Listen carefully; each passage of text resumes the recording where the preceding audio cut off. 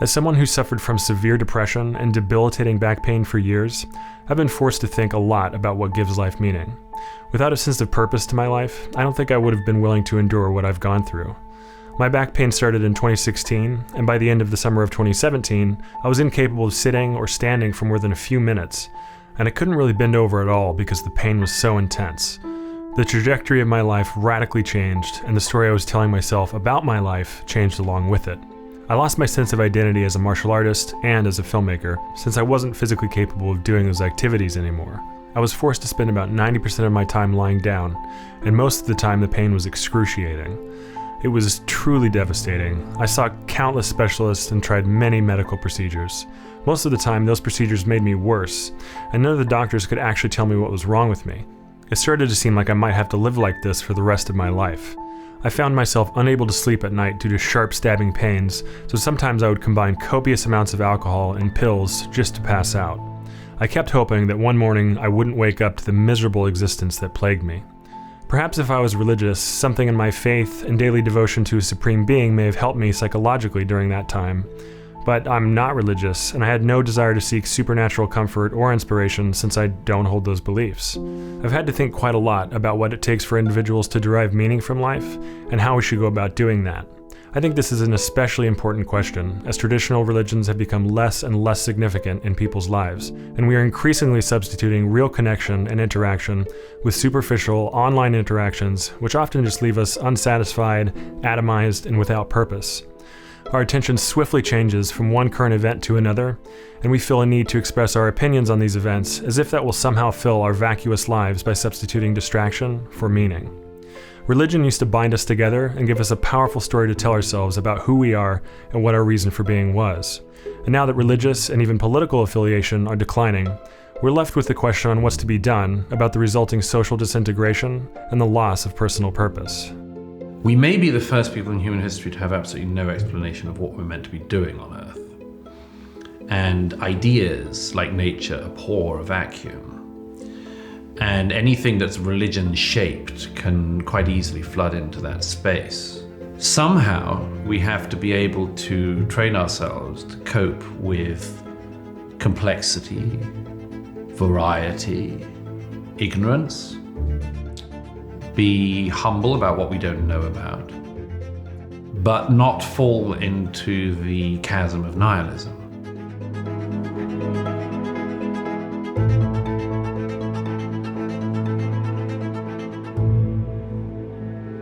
Despite the constant pain I had to endure, I did my best to adapt to my situation and to cultivate as much fortitude as I could to keep going. There were times where I didn't really feel like I had much to live for, and those times were definitely the most difficult to get through.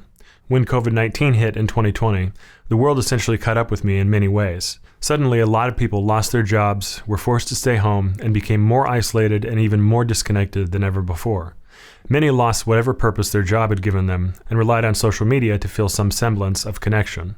So, when George Floyd was murdered and the videos of his killing went viral, suddenly people had a clear injustice to protest and a cause to rally behind. What started as a social movement to protest police brutality was quickly hijacked by a new, unorganized religion of wokeness that had been germinating in our universities for decades. The woke were quick to offer a narrative that said that Floyd's killing was not an isolated event, but was indicative of a society rife with white supremacy, and that the police clearly needed to be defunded, if not abolished, for their participation in it.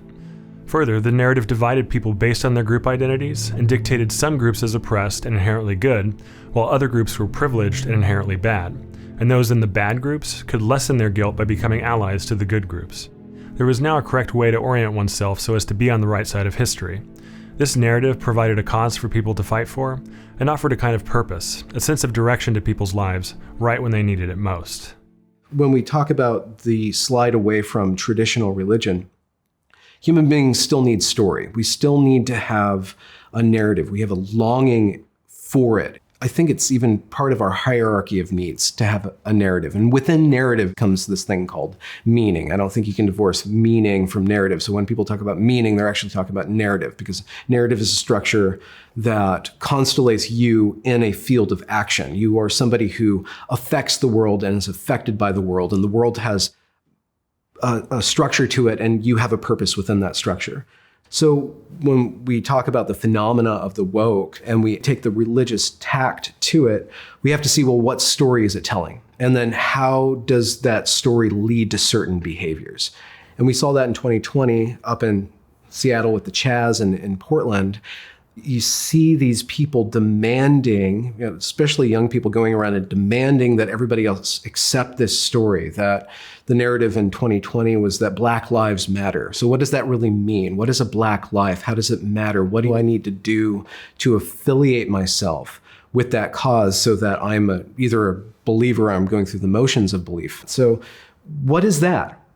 Where did that come from? What is the motivation of that fundamentalism and that demand that everybody believe the same thing at the same time? In a post-religious society, among much else, people still want to be thought of well by their peer group.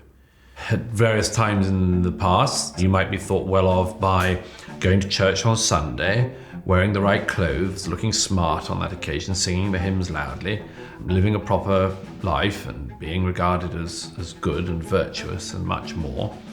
And today, the woke have got their own answer to this. To live a good life, to be thought of in a good manner by your peers, you must be seen to be involved in the great struggle of the era. If you shrug and say, well, I'm not much interested in that, you would be a heartless person who's not on board with the important struggles of your time. And so large numbers of people are trying to prove to their peer groups that they are good, that they're virtuous, that they go on marches, that they say the right things, that they chant the right slogans, that they hang the right signs in their window, that they have the right bumper sticker, that they've proved their credentials, and much, much more. And in that way, they think that their peers will look at them as good, as virtuous.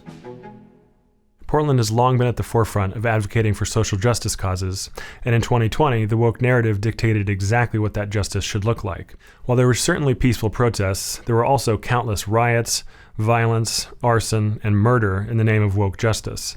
I witnessed bizarre social media posts and online witch hunts in the film community and elsewhere. And though I was mostly stuck in bed while this madness unfolded, I decided I needed to find a way to document what was going on and attempt to offer both a critique and a better narrative. This helped me endure my physical suffering by occupying my mind with a useful and meaningful endeavor, while many people in Portland and elsewhere were latching onto a good versus evil narrative that injustices are everywhere and that the oppressed are kept down by the privileged.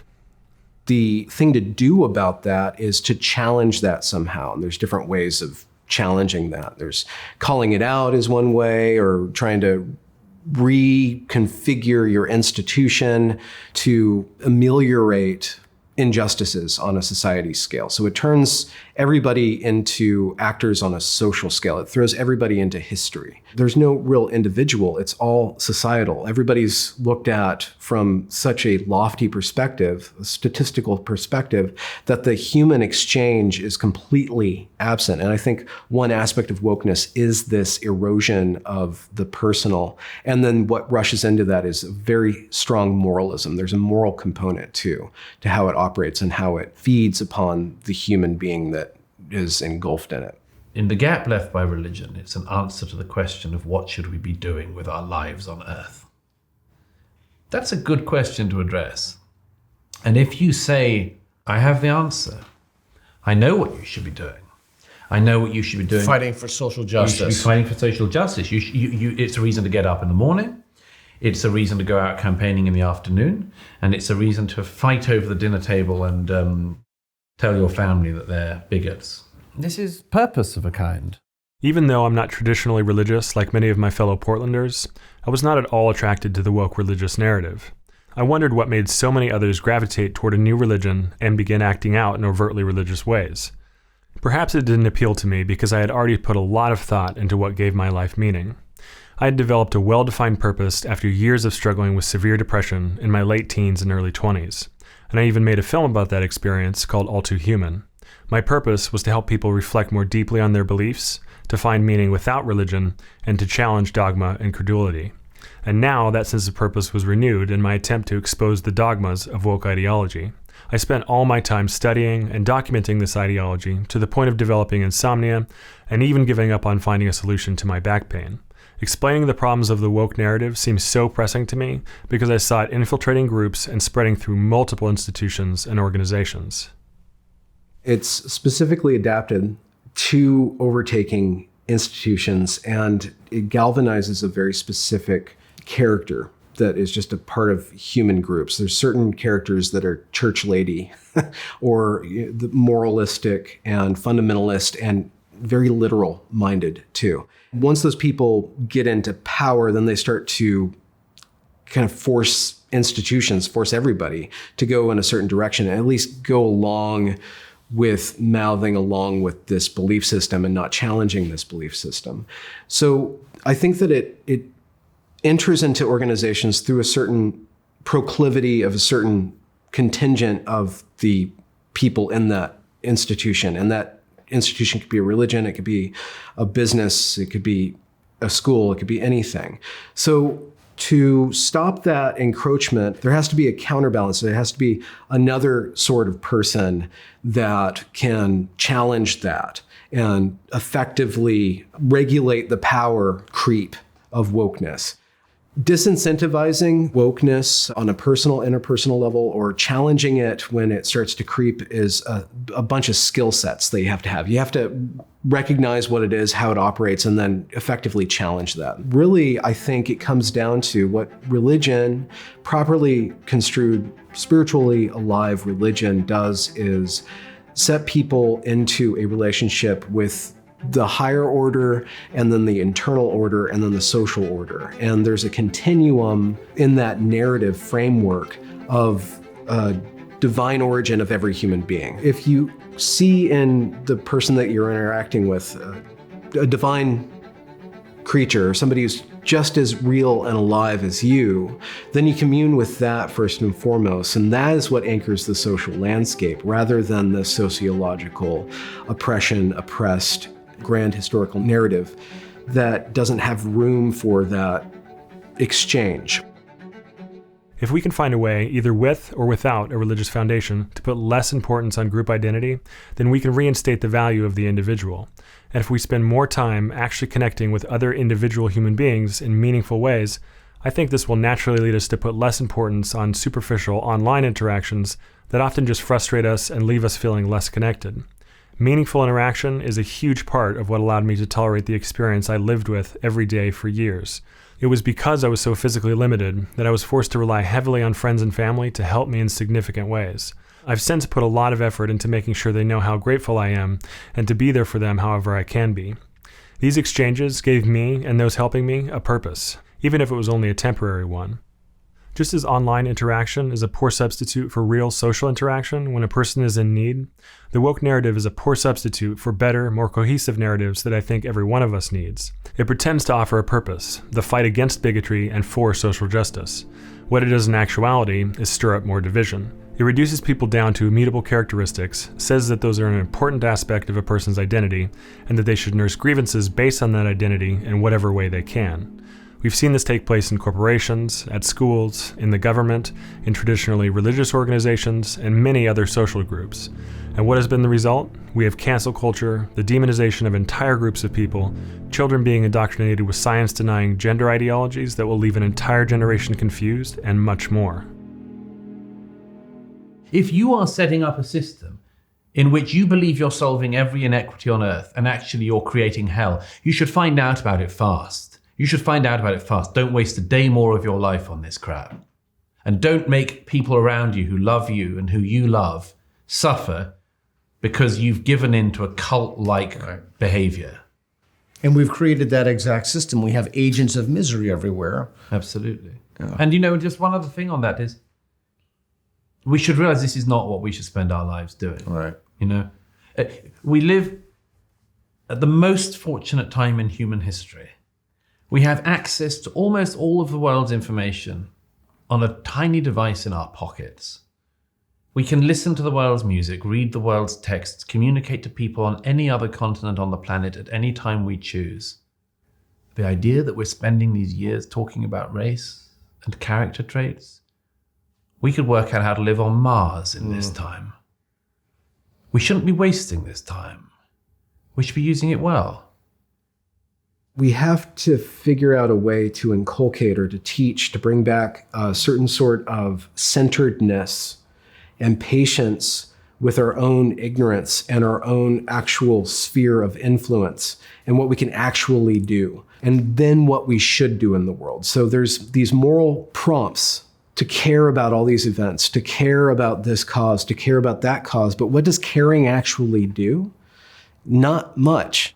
I know you're expressing your meaning by caring about this cause, but that's not actually affecting the cause. And if we centered somehow, grounded ourselves in approaching the actual events that happen in the world, that become the current thing, as clearly and patiently as possible, and to be very studious with actually thinking through the current thing rather than to be involved in that cultural struggle about the current thing. That might be a way to change one manifestation of the current thing, which is wokeness.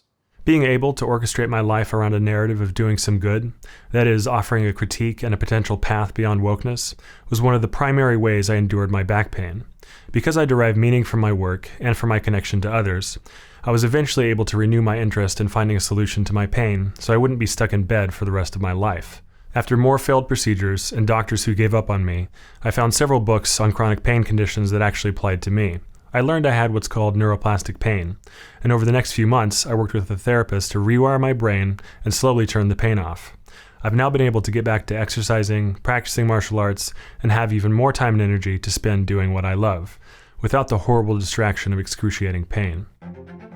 Since I was able to create my own meaning that helped me endure my pain, I believe that others can do the same. That will obviously look different for everyone. Throughout human history, most people have relied on religion to give them meaning and to offer a narrative for their lives. But for those of us who are not believers, and that's an increasing number, especially among the younger generations, we cannot return to a religion that doesn't appeal to us. Of course, we all need the freedom to choose our own paths, be they religious or not. What matters most is how we treat one another, and whether or not we can find new narratives that unite us and help us focus on the importance of transcending not only race, gender, and other immutable characteristics, but religious and political affiliation as well. We ought to recognize by now that wokeness and its proposed narrative for our lives is more harmful and toxic than unifying and useful, and the meaning it offers us comes at a great cost. If you've never spent much time considering what gives you meaning and purpose, I can't recommend it enough. Knowing what you ought to be doing in your life is tremendously helpful, especially when you're going through unavoidable suffering. As the Holocaust survivor Viktor Frankl wrote in his incredible book, Man's Search for Meaning, questions about the meaning of life can never be answered by sweeping statements. This means we must all put in the effort to discover or create meaning for ourselves, as we are the only ones both responsible for and capable of this task. And I can't think of a more worthwhile goal to have than to connect meaningfully with other people and to live life with a purpose.